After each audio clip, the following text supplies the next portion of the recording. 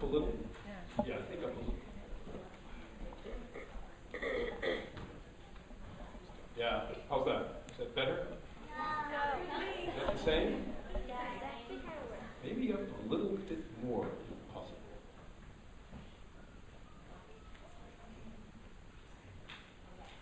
How's that?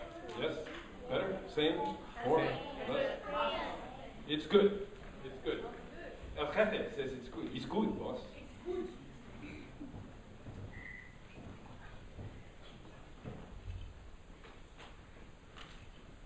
David, make the cell phone announcement. Yes, so please turn off your cell phones and texting devices upon pain of death or humiliation. Not in that order. How do you see it? That's probably just a little too dark. Yeah, that's I can't see it. It's like black lines. Don't worry about it. Why? It's just the screen. It's just the screen. It's not. more is more.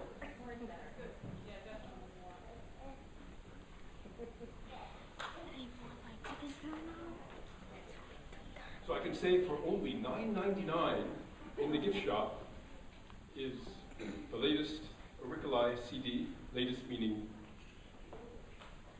3 years old.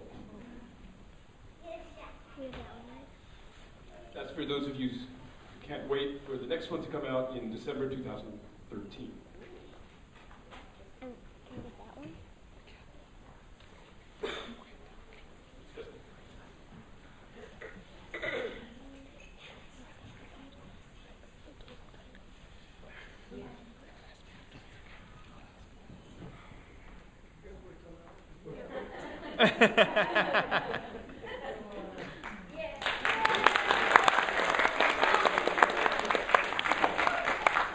Sorry, we're not IT gurus. So it's nice to see you all again tonight. So we're doing 3 stories for you. We're going to start with the Bremen Town Musicians by Kyle Smith in Philadelphia. And then we're going to do a piece by Jay Reese, which was just written for me. And it's called The Warrior Violinist. And then after that, we're doing another Hasidic tale called The 3 Wishes. And that's by David Yankala. Now, I should say, the Bremen Town Musicians, so it's a great piece. We did it a few years ago. It's a little rough, but it's amazing what Clorinda can do, because just last night, I contacted the composer, Kyle Smith, and he faxed the parts to Clorinda last night, and she printed them up, and she got them bound this morning, about an hour ago. And yeah, it's just crazy what she has a printer and a binding machine in her suitcase. And we just went through it. We just burned through it about 20 minutes ago, and it's amazing. I have to say, I just want to say, for me, it's an incredible privilege to play with Sarah and with Rachel. They're just amazing. We went through it, and it was perfect. Every note, exactly what you want. We just on one reading. And big round of applause for these guys.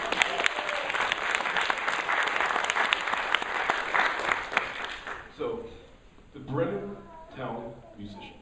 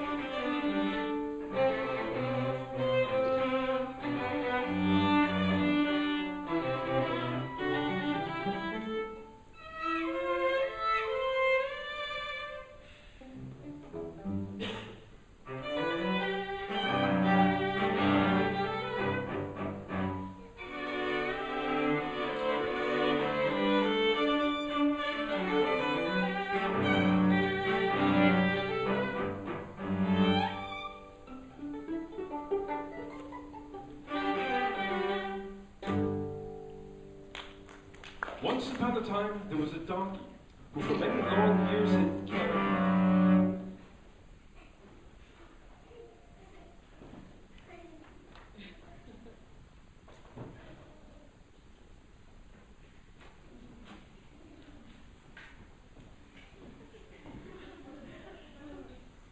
upon a time there was a donkey who for many long years had carried the corn sacks back and forth to the mill without tiring. But at last his strength started to leave him, and he was not going to be able to work much longer. He knew that his master would soon get rid of him, so before that could happen, he ran away and took the road to Bremen. I may not be good for anything, he thought, but in the city, at least I can be a musician. Maybe I will play the lute.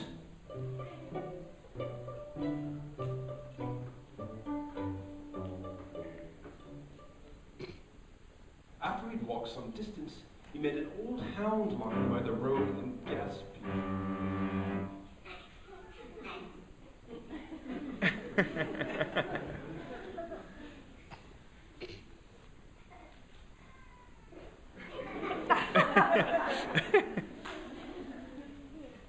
After he'd walked some distance, he met an old hound lying by the road and gasping as if he'd run a long way.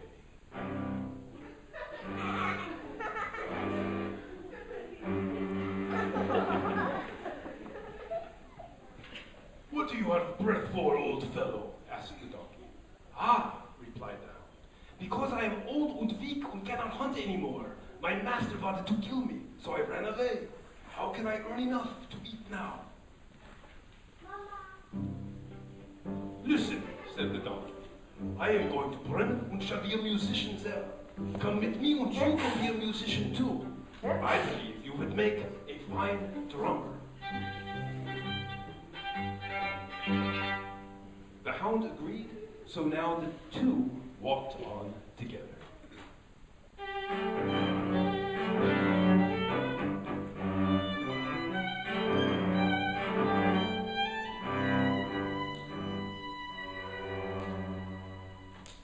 Before long, they came to a cat sitting on the path with the faces.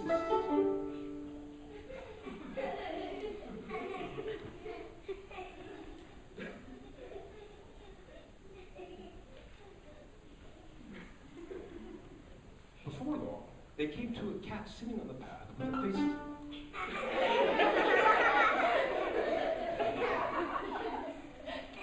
Before long, they came to a cat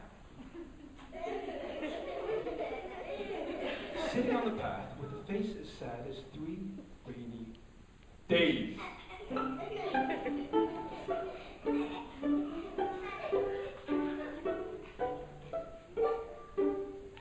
Hello there, old whiskers. Why the sad face? Asked the donkey. Who can be jolly when his life is in danger? Answered the cat. I'm getting old. My teeth are worn to stumps. Would I rather sit by the fires and hunt mice? So my mistress wanted to drown me, but I ran away. But now I don't know what to do. Where am I to go?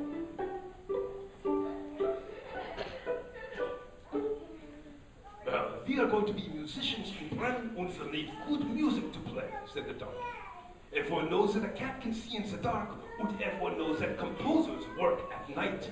So you can stay up all night and be our composer. The cat thought that made sense, so now the 3 walked on together.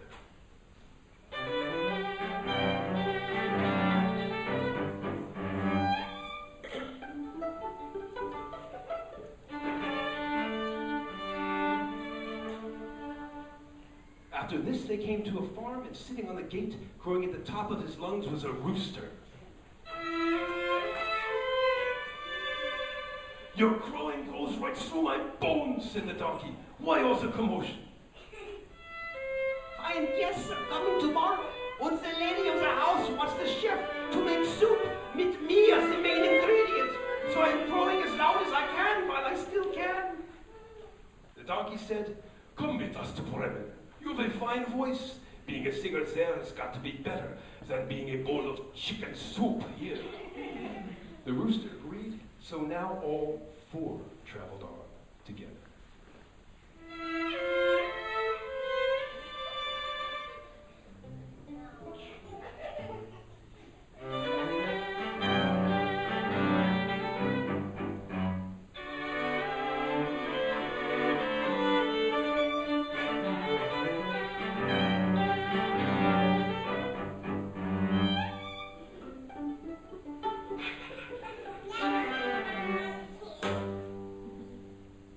reach Bremen one day, so in the evening when they came to a forest, they wondered where they might sleep. As they walked, they spied a light deep in the woods. They thought that if it were a house, it would be better to sleep there than in the forest. They were also getting hungry and could use something to eat. So they made their way towards the light, and sure enough, it was a house. They crept to the window and peeked in. Inside were open bags filled with treasure, and fierce-looking men sitting around a table that was covered with wonderful things to eat and drink. "Oh, how I wish we were in there," said the donkey. "Food," said the hound. "Drink," said the cat. And the rooster said, "That's what we could use." That's what we could use.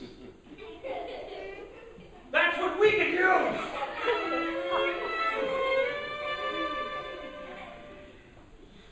So, they put their heads together to think how they might drive the robbers away. And at last they came up with a plan. The donkey would place his front feet on the windowsill. The hound would jump on his back. The cat would leap on his back. And finally the rooster would fly up and perch on the cat's head. When they were ready, they began to make their music. The donkey brayed, the hound barked, the cat meowed, and the rooster crowed.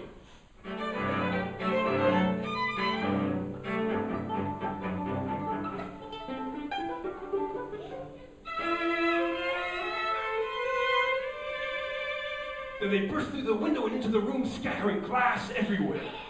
At all these horrible noises, the robbers sprang up, thinking that the souls of the dead were shrieking for them. And they fled into the forest as fast as their legs could carry them.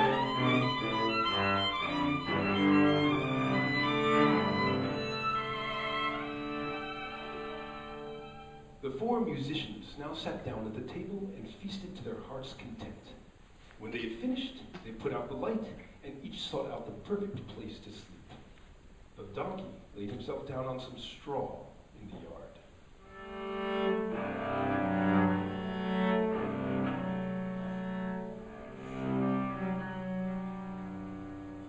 The hound stretched out by the back door.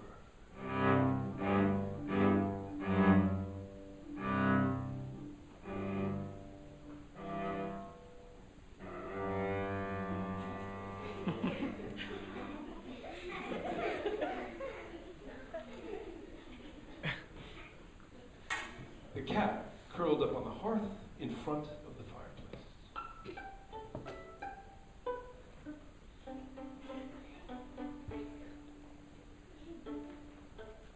And the rooster perched on the peak of the roof.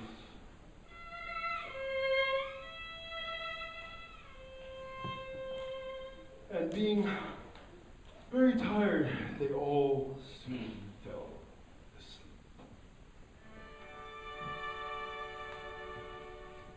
But after a while, the robbers saw from far off that the light was no longer on in the house, and all seemed peaceful.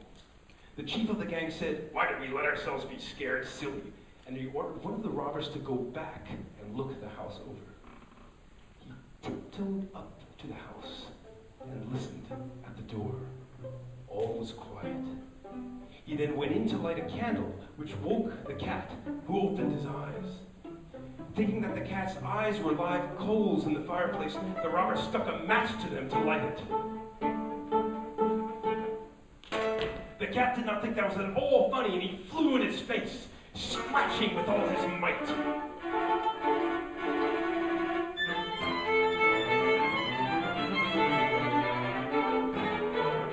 The robber was dreadfully frightened. He ran to the back door, but tripped on a hound who sprang up and bit his leg. He then ran across the yard, surprising the donkey by the straw heap, who gave him a sharp kick with his big hind foot. The rooster, awakened from all the noise, roused himself and cried from the roof, "Cock-a-doodle-doo! Cock-a-doodle-doo!" So the robber stumbled and ran as fast as he could back to his chief.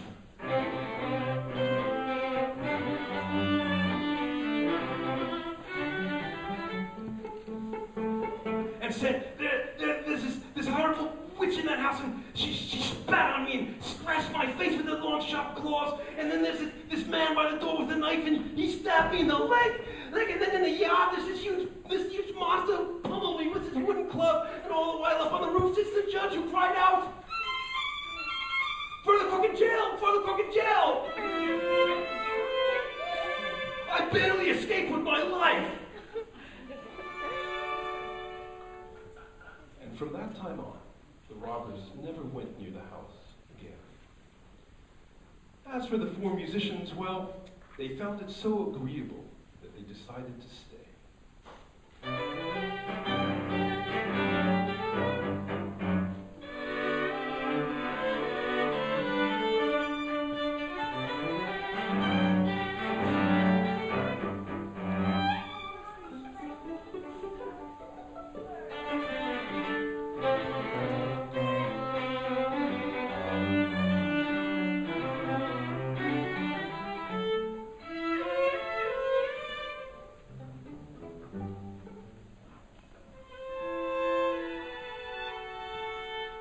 And if you happen by that part of the woods, you'll hear a house filled with music. They never did make it to Bremen.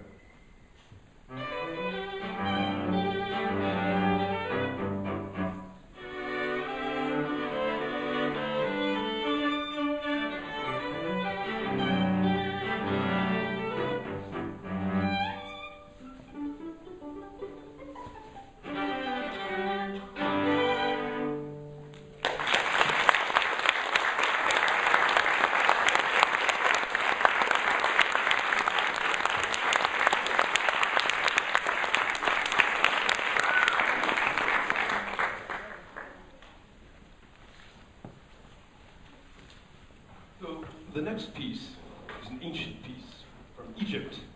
It's called The Warrior Violinist. We might have some warrior violinists out there, what I've heard this week.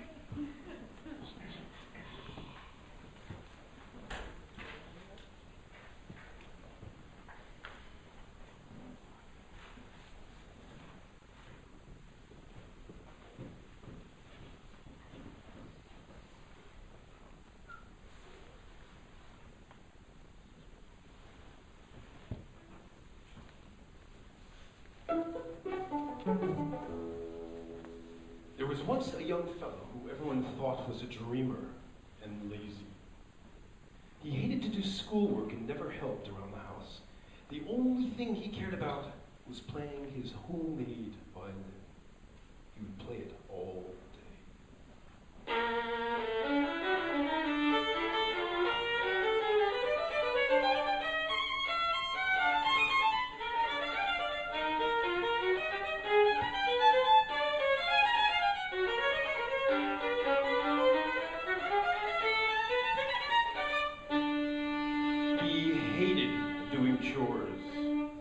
So he did them as fast as possible.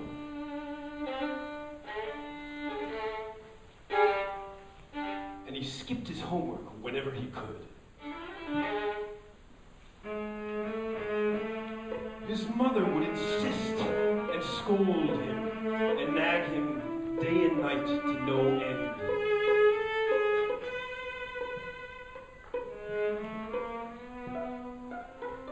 But as soon as he could, he would start playing again.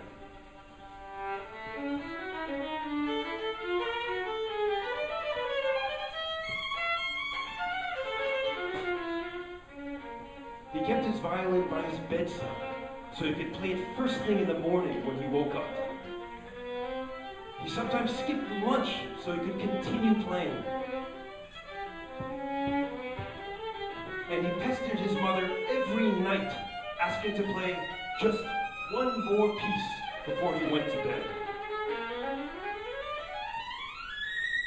So he wasn't really lazy. He just liked to play his violin, which took a lot of practice.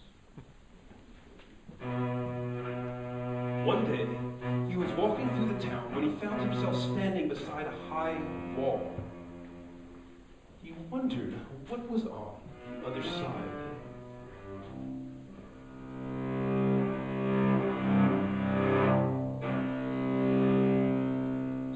his violin over his shoulders, he very carefully began to climb the wall, inching his way up as he placed his fingers and toes in the small cracks between the stones. And when he reached the top, a beautiful garden greeted his astonished eyes.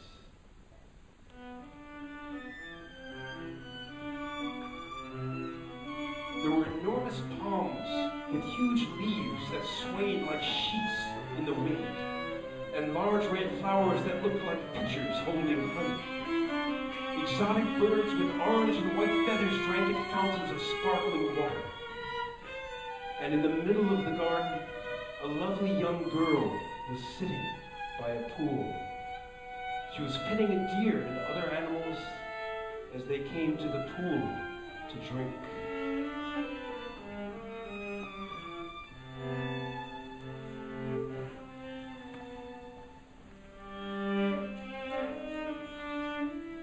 From then on, he came every day to sit on the wall and play his violin.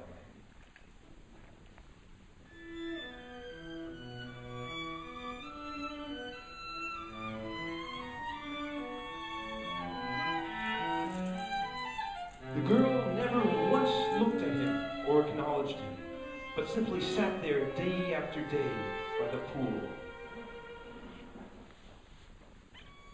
After a while, the songs he was playing sounded different than before.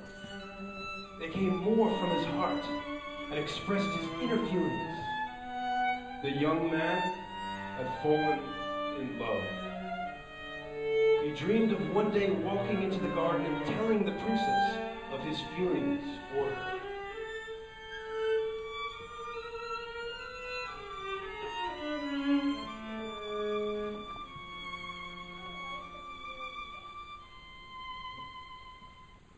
It came to pass that one day he heard some villagers talking about the princess of the kingdom, and they described the garden where she spent her days sitting by the pool. Our hero realized then that he had fallen in love with the princess. He knew that a king's daughter would never love a boy who was a dreamer rather than a warrior and only played the violin. Heartbroken, he went to the garden later that day to play for her one last time. He played more beautifully and sadly than he ever had before.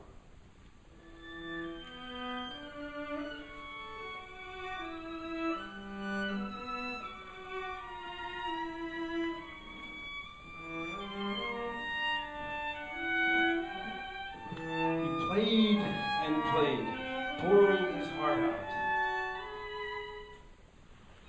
His music became more and more intense, and after a time, he became so excited that he thought he might faint.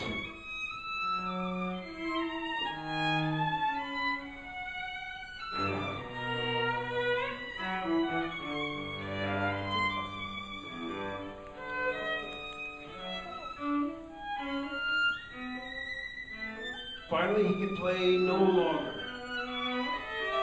He suddenly went to the edge of the wall, and he jumped down off of it. And he ran and ran and ran. But as he jumped, he dropped his violin in the garden. Desolate and feeling even more alone without his violin, he wandered around the town all night. At dawn, he was exhausted. He sat down against a tree and began to fall asleep when he heard some merchants murmuring. They were talking about a powerful magician named Habi, who could perform any miracle, but he lived a 3-day walk into the desert. The boy immediately began to walk and walk and walk. And for 3 days he kept on without stopping until he came to a very peculiar house. There he met Habi, the magician, and told him his story. He asked Habi to change him into someone a princess would love, a strong, mighty warrior. Habi told him that he could do this, but warned the young lad that once he changed a man's soul, it could not be changed back again. Our hero agreed to make the change, and And as soon as he did, he felt himself getting stronger.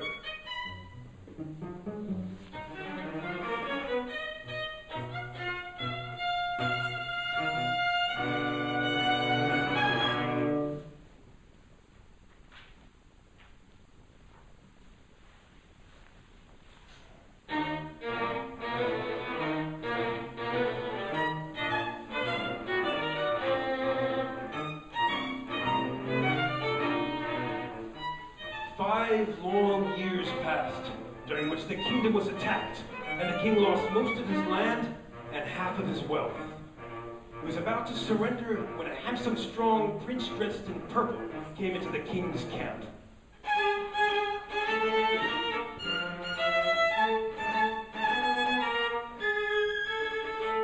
He told the king that if he would let him lead the army, he would win back the king's lands.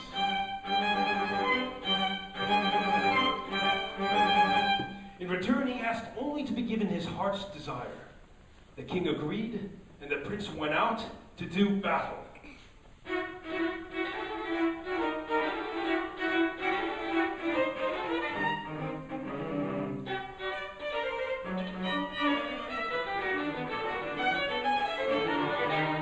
Within weeks, the young prince accomplished the goal, and the king was restored to power and wealth.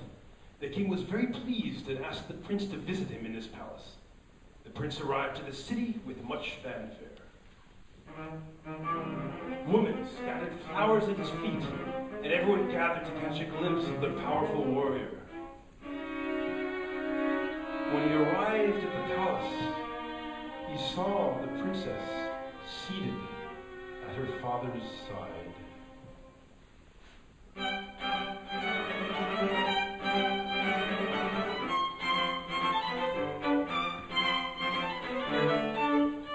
The king offered the warrior much wealth and power, but the prince said he only wanted his heart's desire, to marry the princess. The king thought that this was a wonderful idea and turned to his daughter for her approval. The princess stood up. She said that if the king commanded it, she would obey. But she warned the prince that she could never love him as he deserved, because she had already given her heart to another. She then told of a young fellow who several years before had sat on her garden wall, day after day, playing his violin. His music seemed to touch all the emotions of her heart. She dreamed of the day when he would come into the garden and love her as much as she loved him. But one day, after playing more beautifully than ever before, he stopped coming.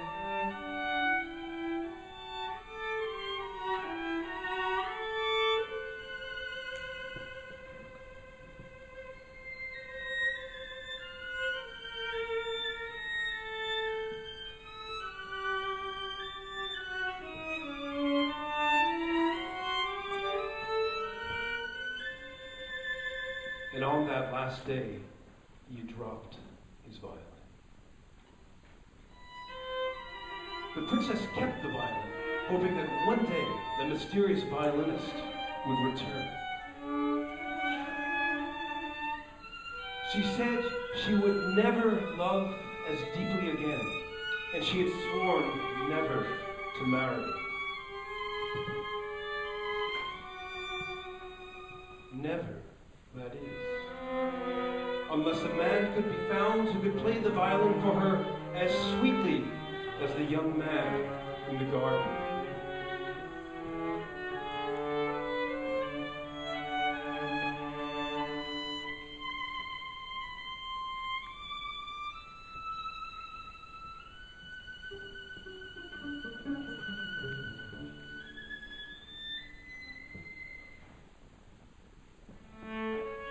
With this, the prince's heart jumped, and a smile crossed his face. He told the princess that he understood. For he, too, had once loved that deeply, and would therefore never ask her to marry against her will.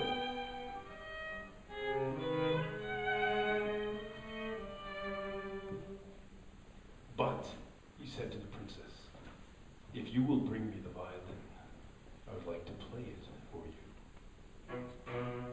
With this, a murmur went through the court, and the violin was quickly found and brought in. The prince picked it up. It looked like a toy in his battle-scarred hands. He turned it over and recognized it as his very own, the one he had made himself and played so lovingly in his youth. His heart beat faster, and he thought of what he used to play for the princess in the garden, and now here was his life's dream. He thought hard of the last song he had played for the princess as he sat on top of the wall.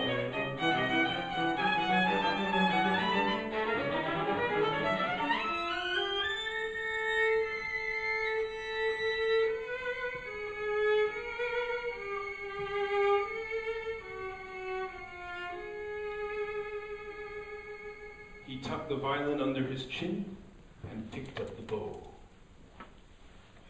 Taking a deep breath, he looked at the princess. She looked back at him and smiled. He closed his eyes and drew the bow across the string.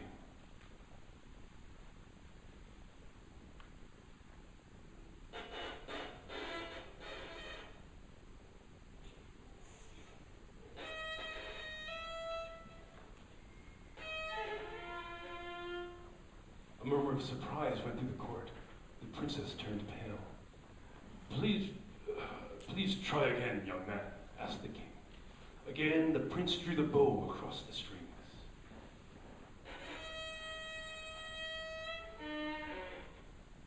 The princess shook her head. A tear began streaming down her cheek. The prince was dumbfounded and horrified. What could be wrong? Suddenly the words of the magician Havi echoed loudly in his head. Once you change a man's soul, it cannot be changed back again. Gently handing the violin back to the princess, the prince bowed, quietly turned and left the palace, never to be seen or heard from again.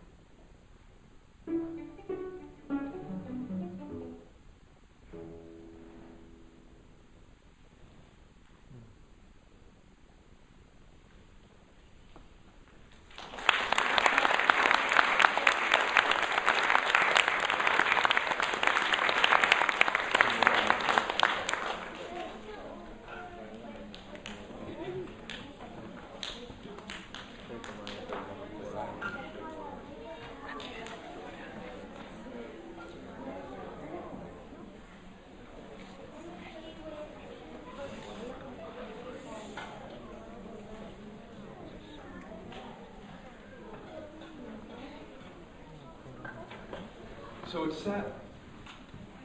All stories don't end happily. All right, the next one, The Three Wishes, and this is a tale from the Yiddish story.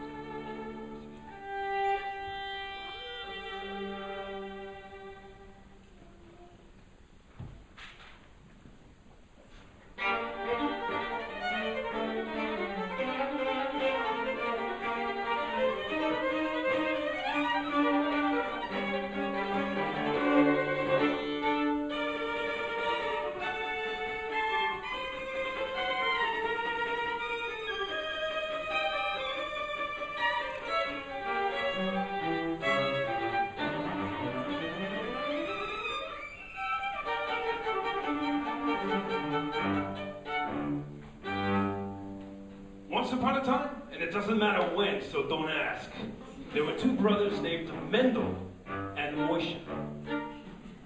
Maybe you know them from another story, maybe not. They were freelance musicians, and had just come home from another lousy wedding, tired and hungry, having both gained and lost a fortune in one day. It wasn't easy being a musician in the city of Chelm. Gigs were rare, and the shekel had to stretch a long way. Their domicile was a cramped cottage at the end of a dirt road.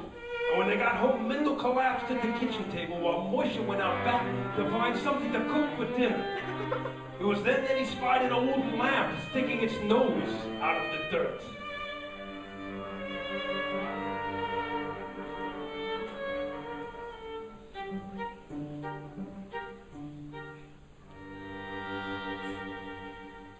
He called into his brother. Did you throw out an old lamp? There's an object out here. It looks like it might be valuable. What? Again with the found stuff? If it's not bad for my arteries, then don't talk to me. Hey, Amir, why bother waking up alive sometimes, I tell you? Moshe picked up the lamp and turned it over in his hands. 'Twas a strange old object, all covered in dirt, and appearing to have some kind of old script engraved on the sides.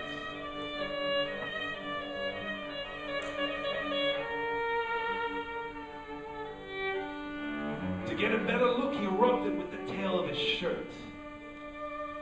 Imagine his surprise when blue smoke started pouring out the spout, and a small man wearing a turban and earrings appeared in the air before his very eyes.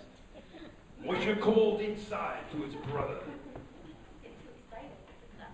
Mendel, come here. You're going to Plots when you see this. There's a divot that lives inside. Oh man, I'm starving and he's outside playing with trash. Schmidt, what are you doing out there? Then the little man from the lamp spoke, and this is what he said. 3 wishes I will grant to you and your big brother. I'm grateful for your help. Don't ask me for another. Moshe couldn't believe his good fortune. Well, while he was outside contemplating the genie's offer, Mendel, back in the kitchen, could not stop thinking about his empty belly. He was so hungry he started to fantasize about food. Wasn't there anything in the house? A piece of bread? An old apple? Forget the apple. I'd eat the whole tree of knowledge at this point. Boy, was he hungry. Want to know how hungry he was? Yes? No? Come on, I can't hear you! Yeah. Well, okay, I'll tell you. But only because you asked. He dreamed of heaping stacks of herring and liquid vats of schmaltz, quantities of kishkish, kasha, kreplach, kichelach, magnitudes of matzah brie and portions of pierogin, doggy bags of derma and crunchy stacks of proven.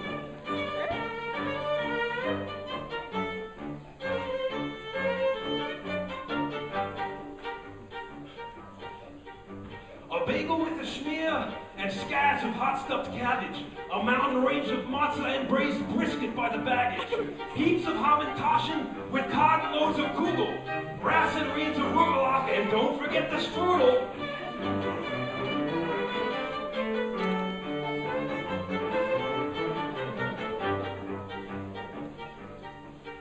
A little peck of cholent, a truckload of fresh challah, containers of chopped liver and some olives from Ramallah. The rules of Jewish cooking dictate nothing goes to waste. The longer it is cooked, the better it will taste.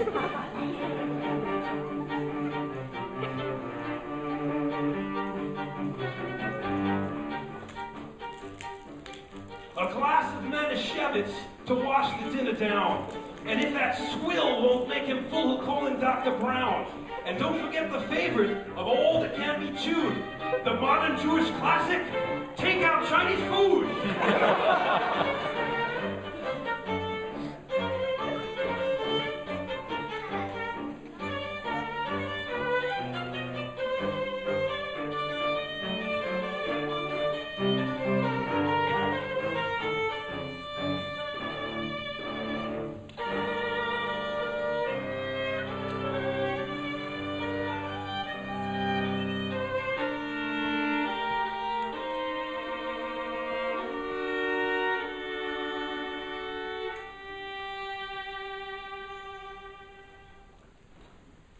all this, Moishe was still haggling with the genie out back.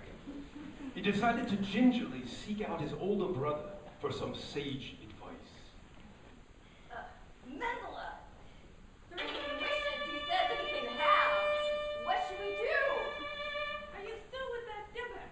I ask you, what terrible sin have I committed to have such a nitpick for a brother? Are you coming inside or what? Charming. You, 3 wishes, really?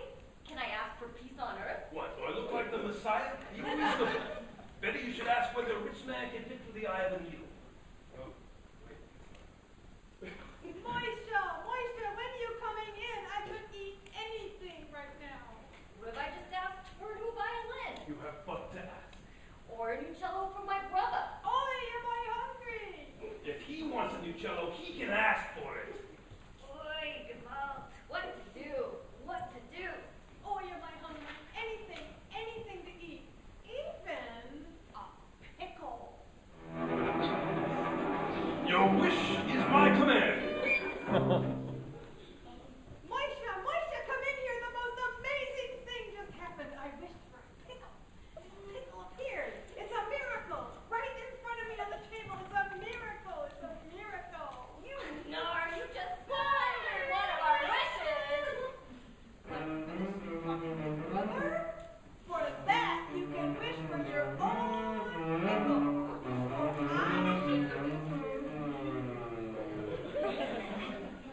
A cross, dear! You and your stupid pickle! I wish you had that pickle on your nose! And what do you think happened then? With that second wish, the pickle magically reappeared stuck to the tip of Mendel's nose. After the initial shock, they tried pulling, tugging, bending, but the more they tried to remove it, the more set it seemed to be. Stop! You're catching! Get it off! Get off my nose! Is that our last wish? Get the pickle off my nose! Your wish doesn't look so bad.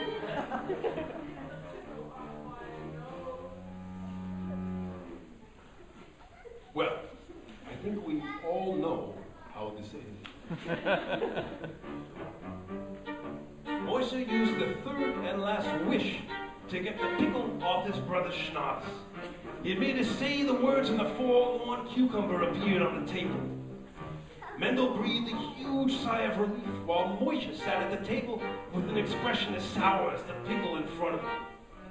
Eventually, one of the brothers got out plates and forks and they sat down dejectedly to the meager supper. It was not what you would call a party atmosphere.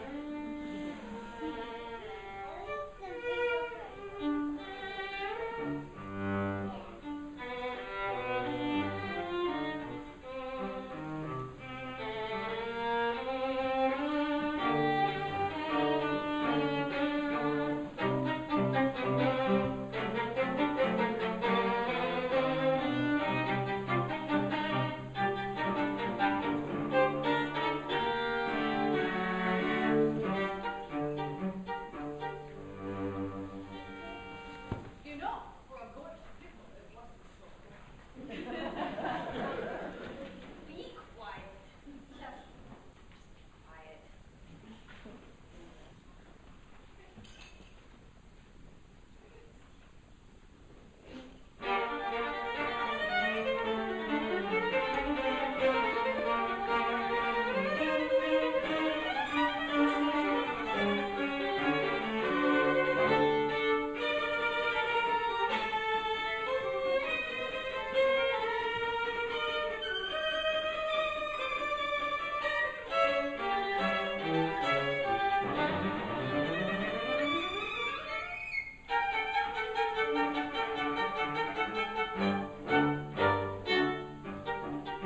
And so the brothers went back to their simple lives in their simple house.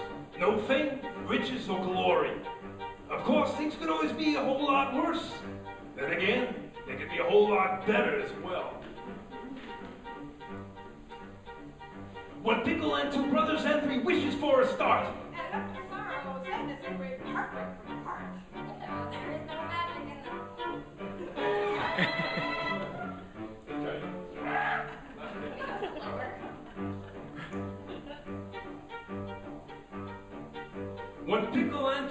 justice and 3 wishes for a start. Enough to sorrow, sadness, and great heartbreak for your heart. There is no magic bullet in this world to make your wealth. Just try to take things easy and, as my bully used to say, be grateful for your health.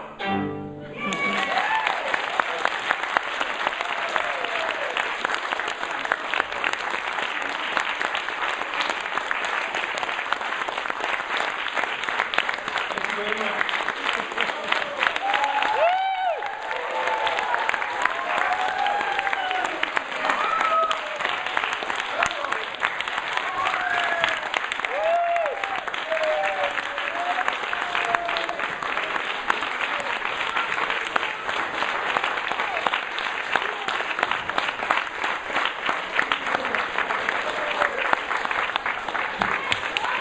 So that covered the first and last Yiddish rap you'll ever hear.